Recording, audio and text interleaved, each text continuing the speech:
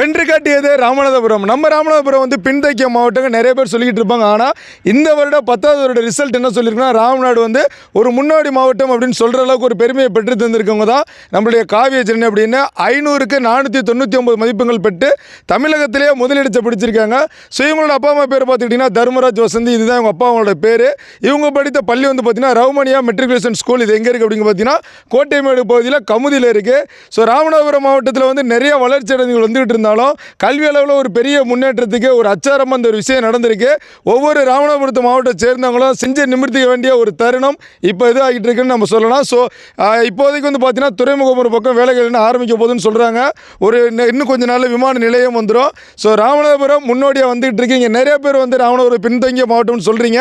எங்கள் மாவட்டம் முன்னேறிக்கிட்டு இருக்கிறத இந்த ஒரு காணொலி மூலிமா உங்கள்கிட்ட சொல்ல ஆசைப்பட்றேன். நன்றி, வணக்கம். கௌதம் குணசேகரன். சிறப்பான முறையில் கேமரா எடுத்துக்கிற நண்பர் ராஜ்குமார் அவர்களுக்கும் நன்றி.